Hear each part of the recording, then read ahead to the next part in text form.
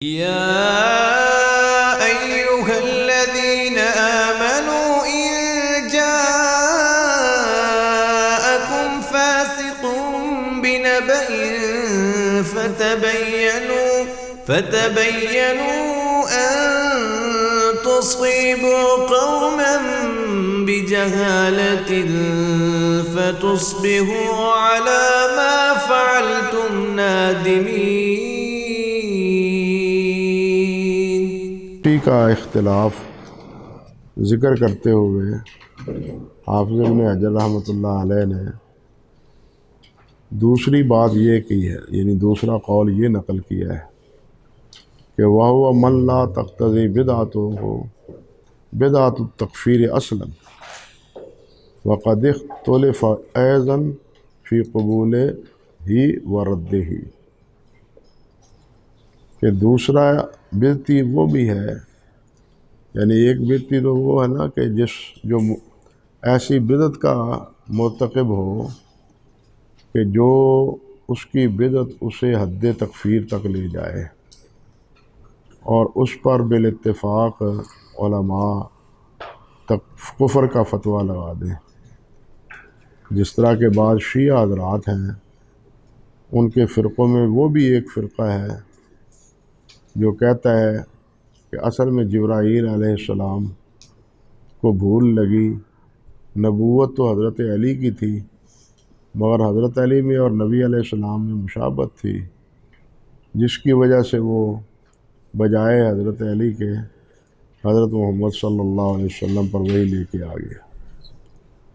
یعنی یہ بات بھی ان کا ایک فرقہ گروہ کرتا ہے، اور یہ ایسا صریح کفر ہے کہ اس کے قائل کے بارے میں سوائے کفر کے اور کچھ کہا ہی نہیں جا سکتا،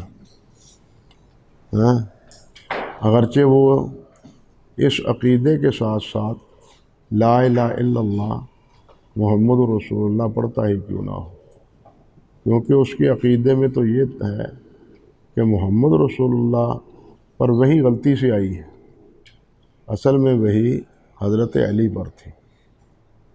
اور یہ بالکل اسی طرح ہے جس طرح اللہ آپ کا بھلا کرے یہ قادیانی سارے پڑھتے تو یہی ہیں لا الہ الا اللہ محمد رسول اللہ، لیکن وہ محمد رسول اللہ سے مراد غلام احمد قادیانی لیتے ہیں، سمجھے یا نہیں سمجھے؟ وہ غلام احمد قادیانی لیتے ہیں، اور یہ بات خود خطبہ الہامیہ میں غلام احمد قادیانی نے کہی ہے کہ من فرق بینی و بین محمد فلم یعرفنی، کہ جس نے مجھے میرے اور محمد صلی اللہ علیہ وسلم کے درمیان فرق کیا اس نے مجھے پہچانا ہی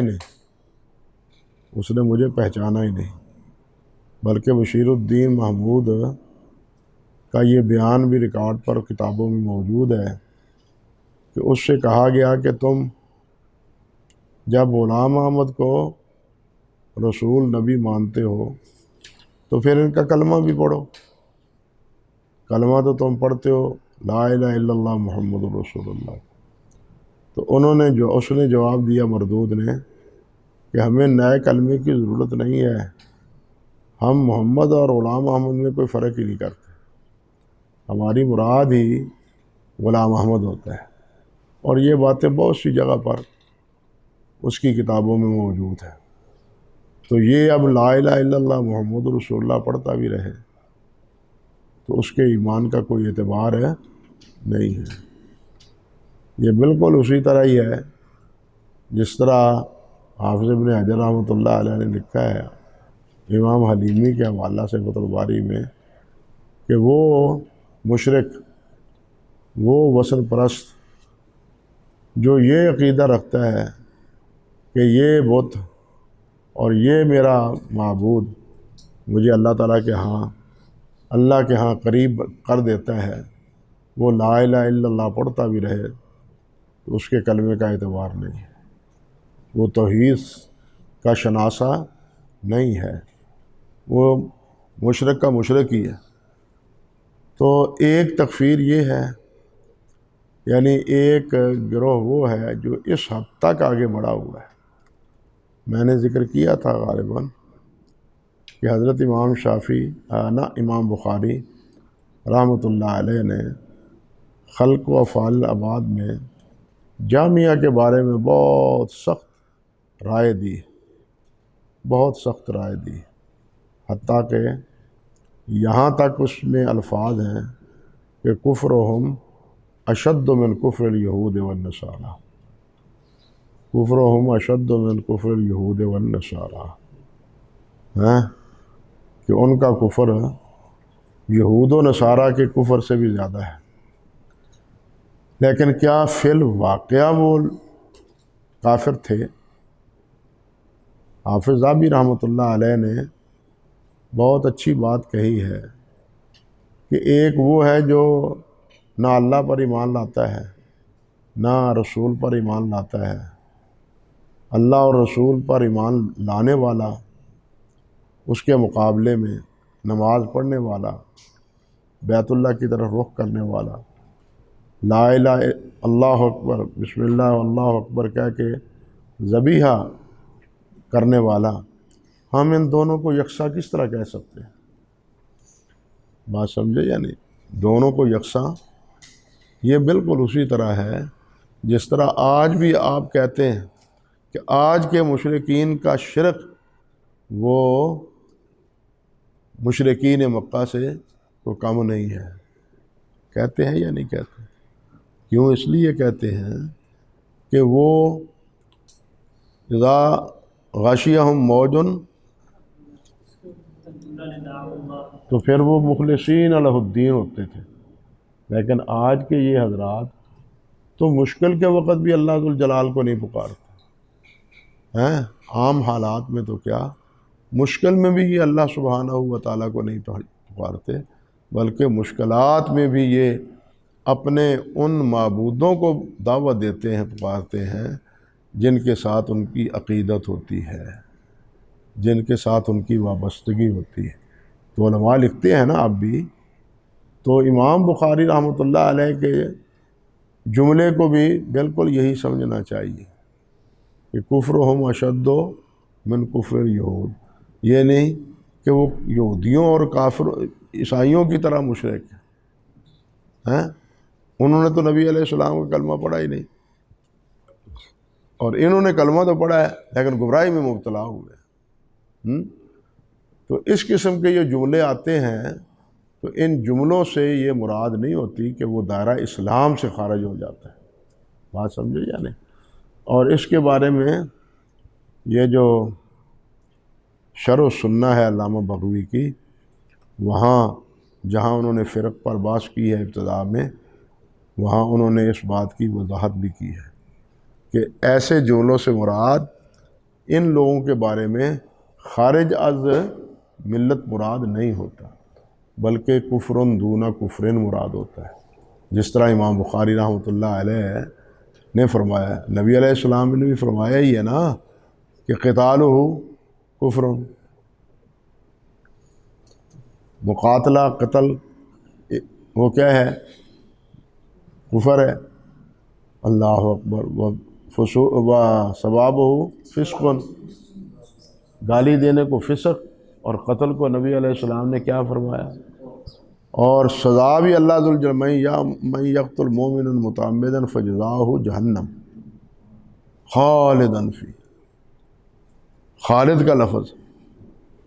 اس کے باوجود بھی امت اس بات پر متفق ہے کہ مسلمان قاتل دائمی جہنمی نہیں ہے، اور اس کی دلیل یہ کہتے ہیں حضرت عبداللہ بن عمر رضی اللہ تعالیٰ عنہ کہ ہم یہ سمجھتے تھے کہ جو سود کھاتا ہے، جو یتیم کا مال کھاتا ہے، قرآن مجید میں ہے نا، جو یتیم کا مال کھاتا ہے وہ اپنے پیٹ میں جہنم کے انگارے جو ہے نا وہ اونڈ رہا ہے، اور جو اسی طرح قاتل ہے اس کے بارے میں ہم سمجھتے تھے۔ لیکن جب اللہ سبحانہ و تعالیٰ نے یہ بات ارشاد فرما دی کہ من یشرک باللہ نا ان اللہ لا یغفر ان یشرک بہ ویغفر ما دون ذلک لمن یشاء، تو ہم یہ سمجھنے لگے کہ ان کا معاملہ دائمی نہیں ہے، اللہ کی مشیت پر موقوف ہے۔ ان کا پھر ان پر کفر کا فتویٰ یا کفر کا حکم گویا کہ ان کے اس برے عمل کے نتیجے میں ان پر کفر کا حکم نہیں لگایا جا سکتا۔ جس طرح کہ آپ کافر کو کہتے ہیں کہ وہ دائمی جہنمی ہے، ابداً جہنمی ہے، اس کو نہیں آپ کہہ سکتے۔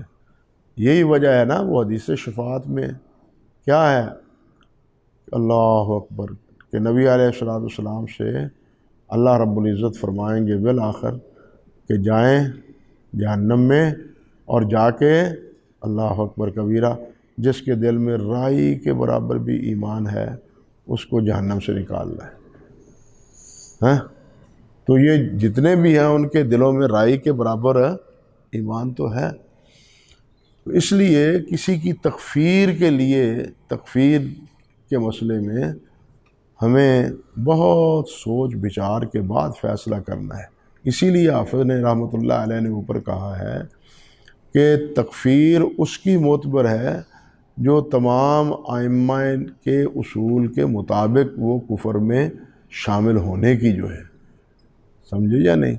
یہ نہیں کہ فرداً کسی ایک نے بھی کسی کو کافر کہا تو وہ فی الواقع کافر ہو گیا، یہ نہیں مسئلہ، بلکہ اس کی کچھ شروط ہیں، اس کے کچھ قواعد ہیں، اور اس پر اس دور میں حافظ ابن تیمیہ رحمۃ اللہ علیہ نے تو منہاج السنہ میں لکھا ہی لکھا ہے، لیکن اس دور میں اس موضوع پر بڑی اچھی باتیں آئی ہیں، کتابیں آئی ہیں۔ اس لیے اس مسئلے کو سمجھنے کے لیے اس کی مراجعت بھی کر لینی چاہیے، بلکہ اگر وہ نہ بھی ہو تو کم سے کم وہ آپ کے یہاں مرکز تربیہ میں جو وہ مقالات تربیہ چھپے ہیں اس میں جو میرا مضمون ہے اسی تقریباً موضوع سے ملتے جلتے ہیں کہ اہل بدعت سے ہمارا رویہ کیا ہونا چاہیے، ہمارا عمل یا رد عمل کیا ہونا چاہیے، کم سے کم اس پر ایک نگاہ ڈال لیں۔ تو کچھ نہ کچھ حوالوں کا بھی پتہ چل جائے گا کہ یہ مباحث کن کن کتابوں میں ہیں، اور اس مسئلے کے بارے میں بھی کچھ نہ کچھ وضاحت آپ کے ذہن میں انشاءاللہ اللہ کی توفیق سے آ جائے گی۔ تو دوسری بدعت وہ ہے کہ جس کا مرتکب اس پر تکفیر کا حکم بالکل نہیں لگایا جا سکتا، لیکن اس کے بارے میں بھی اختلاف ہے، پہلے مسئلے میں بھی اختلاف کہ تکفیر جن کے بارے میں ہے ان کے بارے میں بھی اختلاف، اور جس کے بارے میں تکفیر نہیں ہے ان کے بارے میں بھی اختلاف۔ اختلاف کیوں ہے؟ پہلے میں نے عرض کیا ہے کہ یہ سب حضرات ہمارے بزرگ ائمہ محدثین رحمہم اللہ، یہ سب کے سب وہ کیا کہتے ہیں، وہ فرماتے ہیں کہ اصل عدالت ہے، راوی میں اصل کیا ہے؟ صدق ہے، صدق ہے، سچائی ہے۔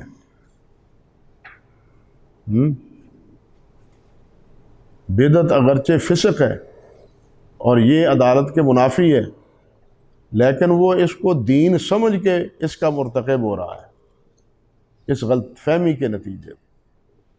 اس لیے اصل چیز جو ہے نا وہ عدالت۔ اللہ اکبر کبیرہ۔ چلیے، وقد اختلف ایضا فی قبولہ و ردہ، ایسے بدعتی کے بارے میں بھی اختلاف ہے، بعض نے کہا ہے کہ اس کی روایت قبول ہے، بعض نے کہا ہے کہ اس کی روایت قبول نہیں ہے۔ اللہ اکبر کبیرہ۔ فقیلہ، چنانچہ کہا گیا ہے، یرد مطلقاً، علی الاطلاق، اس کے بارے میں یہ کہ بدعتی کی روایت قابل قبول ہے ہی نہیں۔ فرماتے ہیں وَهُوَ بَعِيدٌ، لیکن یہ بات بہت ہی بعید ہے، یہ بات بہت ہی بعید ہے۔ وہ امام علی بن مدینی رحمۃ اللہ علیہ نے فرمایا ہے کہ اگر ہم اہل بدعت کی روایت بالکل چھوڑ دیں تو اہل بدعت میں کوفہ تشیع کا مرکز اور بصرہ قدریوں کا مرکز، علی بن مدینی فرماتے ہیں کہ تشیع غالب تھا کہاں؟ کوفہ میں، اور یہی وجہ ہے کہ حضرت امام سفیان ثوری رحمۃ اللہ علیہ ان کی جو عقیدہ کی کتاب رسالہ چھپا ہے، یہ غالباً کتاب السنہ امام لالکائی میں، اس کے آخر میں انہوں نے امام علی بن مدینی، امام سفیان ثوری، امام بخاری، ان حضرات کے جو عقائد پر مشتمل اقوال ہیں یا فتاوے ہیں ان کو جمع کیا ہے۔ تو امام علی بن مدینی رحمۃ اللہ علیہ فرماتے ہیں کہ بھائی اگر تمام بدعتیوں کی روایت چھوڑ دیں تو اس کا مطلب ہے کہ ہم نہ کسی کوفی سے روایت لیں نہ ہی کسی بصری سے روایت لیں، کیونکہ بصرہ جو ہے نا وہ کیا ہے؟ قدریوں کا مرکز ہے، اور رفض جو ہے یا تشیع جو ہے اس کا مرکز کوفہ ہے۔ تو اس سے کا نتیجہ کیا ہوگا کہ سنت کا بہت بڑا ذخیرہ ہمارے ہاتھ سے نکل جائے گا، سنت کا بہت ذخیرہ، اس حکم سے کہ کسی بدعتی کی روایت جو ہے نا وہ قابل قبول نہیں ہے۔ دوسری بات، وہ اکثر ماحول لبھی ان روایات ہو ترویجاً لامرہ و تنویہم بذکرہ، جو رد کرنے کی اصل علت بیان کی گئی ہے، وہ اکثر ما علل بہ، اکثر و بیشتر جو اس کی تعلیل بیان کی گئی ہے، سبب بیان کیا گیا ہے، وہ کہتے ہیں یہ کہ ان فی الروایات عنہ، کہ بدعتی سے روایت لینے میں ترویجاً لامرہ، اس کے معاملے کو ترویج دینا، تقویت دینے کے مترادف ہے، وتنویہم بذکرہ، اور اس کے ذکر کو بلند کرنے کے مترادف ہے۔ ایسے بدعتی سے روایت لیں گے تو اس کا جناب لوگ کہیں گے جی اگر وہ ایسا ویسا ہے تو پھر سفیان ثوری نے، شعبہ نے ان سے روایت کیوں لی ہے؟ سمجھے یا نہیں؟ تو یہ سب سے بڑی علت، یہ سب سے بڑا سبب جو ہے وہ یہ بیان کیا گیا ہے۔ امام سفیان ثوری سے کہا بھی گیا کہ آپ ان سے روایت کیوں لیتے ہیں؟ تو انہوں نے فرمایا کہ میں یہ جانتا ہوں، سمجھتا ہوں کہ ان کی کیا روایتیں لینی چاہیے اور کیا نہیں لینی چاہیے۔ حضرات محدثین رحمہم اللہ وہ بسا اوقات کذابین کی روایتیں، کذابوں کی روایتیں بھی نقل کرتے تھے، ان کے مجموعے بھی نقل کرتے تھے۔ کس لیے نقل کرتے تھے؟ کس لیے لکھتے تھے؟ تاکہ کوئی اور دھوکہ دینے والا ان کی مرویات کو کسی اور کی سند سے بیان نہ کر دے، کسی اور کی سند سے بیان نہ کر دے، تاکہ یہ حضرات ان کی روایات کی واقفیت کے لیے، یعنی یوں سمجھ لیجیے کہ جس طرح یہ ضروری ہے کہ ہم سمجھیں کہ ایمان کیا ہے، اسی طرح یہ بھی ضروری ہے کہ ہم یہ سمجھیں کہ نفاق اور کفر کیا ہے۔ سمجھے یا نہیں سمجھے؟ اگر آپ کو نفاق اور کفر کا پتہ ہی نہیں ہے، آپ نفاق کی علامت بنے رہیں گے اور آپ کہیں گے کہ میں مسلمان ہوں، مومن ہوں۔ یعنی اگر مومن کے لیے یہ لازم ہے کہ وہ ان شرائط پر پابندی اختیار کرے جو مومن کے لیے اللہ اور اللہ کے رسول صلی اللہ علیہ وسلم نے کیا کی ہے؟ آیت فرمائی ہے، تو اس کے پہلو بپہلو یہ بھی لازم ہے کہ اس کے مناقض جو چیزیں ہیں، نفاق ہے نا ایمان کے مقابلے میں، تو نفاق کے بارے میں بھی ہمیں معلوم ہونا چاہیے۔ حضرت وہ کون سے صحابی تھے جو نبی علیہ السلام سے اکثر و بیشتر پوچھتے ہی فتنے کی اور منافقوں کی باتیں؟ حضرت حذیفہ بن یمان رضی اللہ تعالیٰ عنہ۔ اور وہ کیوں پوچھتے تھے؟ صرف اس لیے کہ ہم نفاق سے بچ سکیں، کہیں یہ ہمارے اندر نہ دار آئے۔ تو یہ چیزیں دونوں طرف سے، دونوں طرف ان کو سمجھنے کی ضرورت ہے۔ اللہ اکثر و بیشتر یہ کہتے، یہی علت بیان کی گئی ہے کہ جناب ان کے روایت لیں گے آپ تو اس سے ان کا نام بلند ہوگا اور ان کے مسلک کو تقویت حاصل ہوگی، اس لیے آپ ان کو چھوڑ دیں۔ لیکن اس کی جو علت، اس کا جو جواب دیا ہے امام علی بن مدینی رحمۃ اللہ علیہ نے، جیسے میں نے اوپر پہلے ذکر کیا ہے کہ اگر یہی مسئلہ ہے، یہی مصلحت ہے، تو اس سے بڑی مصلحت جو ہے وہ سنت کی اصل حفاظت ہے۔ اس سے بڑی مصلحت جو ہے وہ کیا ہے؟ سنت کی، حدیث کی کیا ہے؟ وہ حفاظت ہے۔ جب وہ صادق ہے، بدعتی ہے لیکن صادق ہے، جھوٹ نہیں بولتا اور جھوٹ بولنے کو برا سمجھتا ہے، تو ہم اس کی بیان کی ہوئی بات کو خواہ مخواہ جھوٹا کیوں کہیں؟ اس پر کیوں اعتماد نہ کریں؟ امام علی بن مدینی رحمۃ اللہ علیہ نے اس کا یہ جواب دیا ہے۔ لیکن علت جو اکثر و بیشتر کتابوں میں منقول ہے، جس کا خلاصہ حافظ رحمۃ اللہ علیہ نے ذکر کر دیا ہے، وہ یہی ہے جو آپ پہلے پڑھ رہے ہیں۔ اللہ اکبر کبیرہ، اللہ اکبر کبیرہ۔ وَعَلَى هَذَا فَيَنبَغِي أَنْ لَا يُرْوَى عَنْ مُبْتَدِعٍ شَيْئًا، کہتے ہیں کہ اسی بنا پر مناسب یہی ہے کہ بدعتی سے کوئی چیز نہ لی جائے، یشارکہ فی غیر مبتدع، یشارکہ فی، جس میں اس کا شریک کون ہو؟ غیر بدعتی ہو۔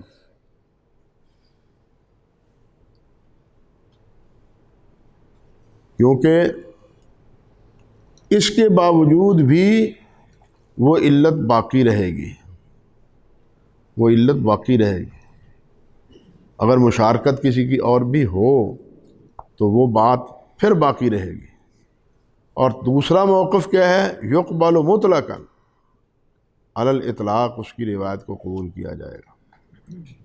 فرماتے ہیں الا ان اعتقد حل الکذب، الا یہ کہ وہ جھوٹ کو جائز قرار دیتا ہو، مذہب کے بچانے کے لیے جھوٹ کو کیا ہے؟ وہ کہتا ہے جی مذہب کی پاسداری کے لیے میں نے ایسا کیا ہے۔ تو اگر وہ بدعتی جھوٹ بولتا ہے تو پھر اس کی روایت قابل قبول نہیں ہے۔ بھائی جھوٹ بولنے والا بدعتی ہو یا سنی ہو، کوئی بھی ہو، نہ اس کی روایت قابل قبول ہے، نہ اس کی روایت قابل قبول۔ اللہ اکبر۔ اور یہ رائے امام شافعی رحمۃ اللہ علیہ کی۔ اللہ اکبر کبیرہ، اللہ اکبر کبیرہ۔ کہتے وکیلا، اور یہ بھی کہا گیا ہے کہ یقبل من لم یکن داعیہ الی بدعتہ، کہ جو داعی الی البدع ہے، بدعتی ہے لیکن عامت الناس کی طرح، اب سارے جو اس وقت بریلوی حضرات ہیں وہ سارے بریلویت کے داعی تو نہیں ہیں نا، انہوں نے تو اپنے مولوی سے اپنی مسجد میں مسئلہ سمجھا، سوچا اور اس کو قبول کر لیا، اس کے مطابق زندگی گزار دی۔ وہ دعوت وغیرہ کچھ نہیں دیتے، لیکن ایک وہ ہے جو باقاعدہ اس کی ترویج کے لیے کوشش کرتا ہے اور اس کی دعوت دیتے ہیں، جو اس کی دعوت دیتے ہیں۔ فرماتے ہیں جو اس کی بدعت کی دعوت دیتا ہے، لأن تزیین بدعتہ قد یحملہ علی تحریف الروایات و تسویتها علی ما یقتضی مذہبہ، تو یہ علت جو ہے مذہب کی ترغیب دینا، یہ مزین کرتا ہے اس کی بدعت کس چیز کی؟ کہ وہ اس کو آمادہ کرے روایات میں تحریف پر اور تسویتہا علی ما یقتضی مذہبی، ایسے الفاظ سے بیان کرے جس سے اس کے مذہب کی تقویت حاصل ہو، جس سے اس کے مذہب کی تقویت حاصل ہو۔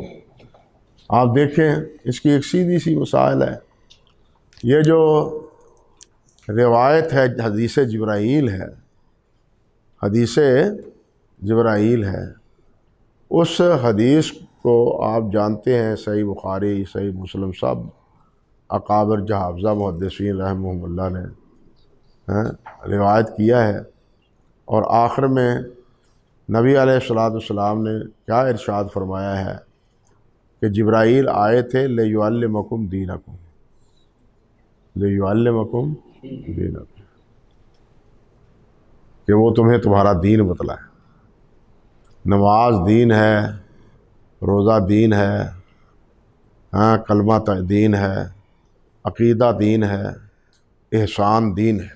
یہ جتنی چیزیں بتلائی ہیں وہ سب کی سب کیا ہیں؟ دین۔ لیکن جو مرجی ہیں، مرجی، امام مسلم رحمۃ اللہ علیہ نے بہت سخت لفظ استعمال کیے ہیں کتاب التمجیز میں۔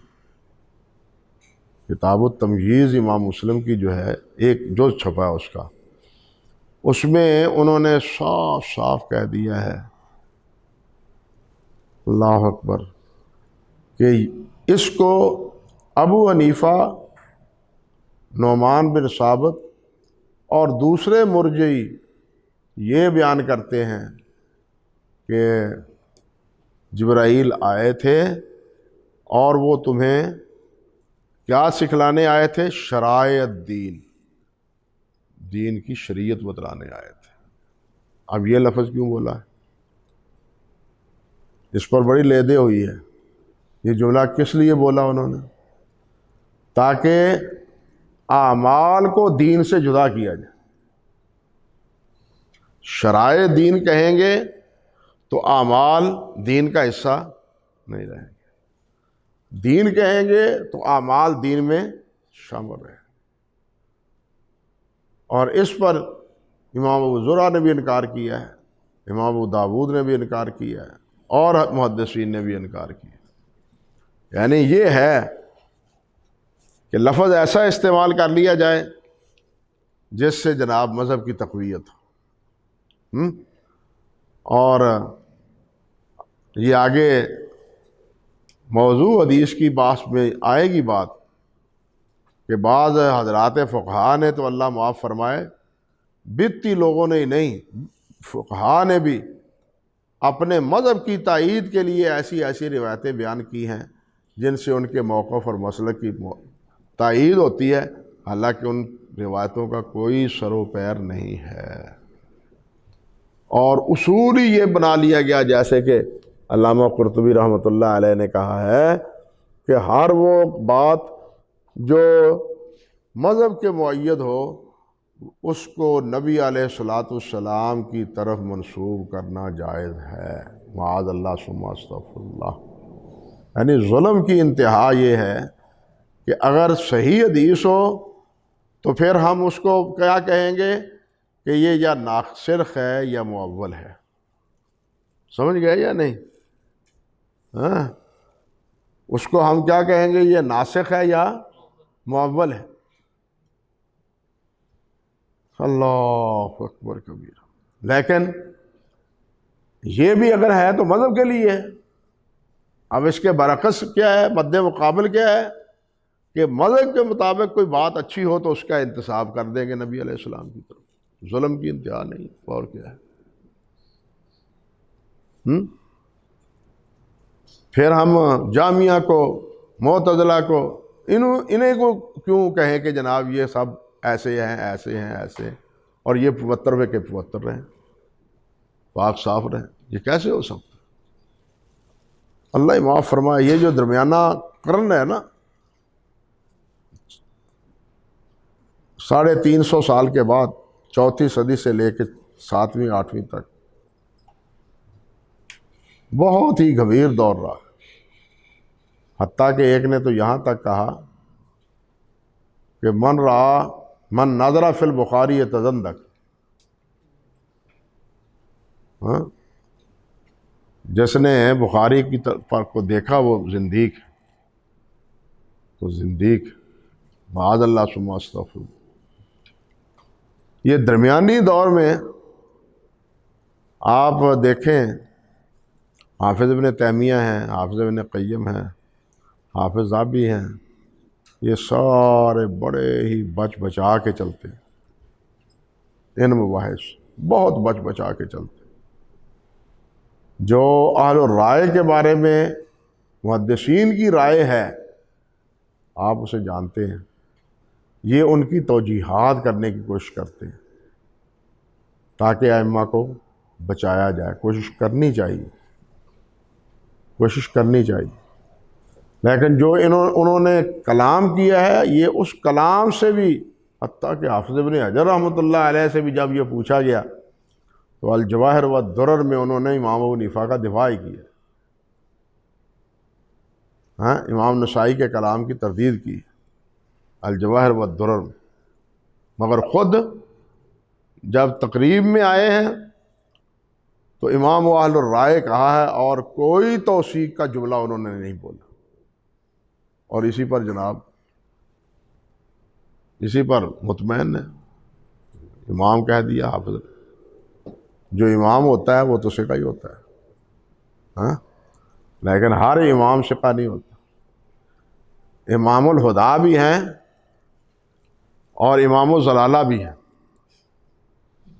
معاذ اللہ، میرا یہ کہنے کا مطلب نہیں ہے جو اس سے بدی یا نظر میں مفہوم ہوتا ہے، لیکن اس لفظ سے بغلیں بجانا کچھ سنجیدگی نہیں ہے. وہ یہ تو سمجھے کہ انہوں نے کہا کیا ہے. اہل الرائے کے امام ہیں جو رائے کو پسند کرتے ہیں، حدیث کے مقابلے میں رائے کو جو ترجیح دیتے ہیں. مگر حضرات محدثین رحمہم اللہ کا بنیادی اختلاف ہی اہل الرائے سے یہ تھا. ہاں، اس کے بارے میں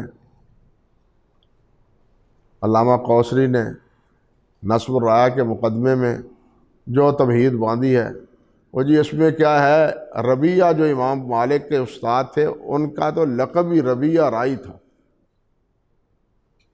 ہاں، امام صاحب کا کیا قصور ہے؟ امام مالک بھی تو ان کے شاگرد ہیں. اگر رائے اتنی بری ہے تو ربیہ کے شاگرد کیوں ہیں امام مالک؟ اور اس قسم کی ساری باتیں انہوں نے پھر آگے جوڑنے کی کوشش کی. بھئی رائے سے فتویٰ دینا اور ہے، رائے کو غالب کرنا اور غالب طور پر اسی پر اعتماد رکھنا یہ اور چیز. یہ بڑی طویل باتیں ہیں جو اس پیریڈ میں یا اس مجلس میں پوری نہیں کہی جا سکتی.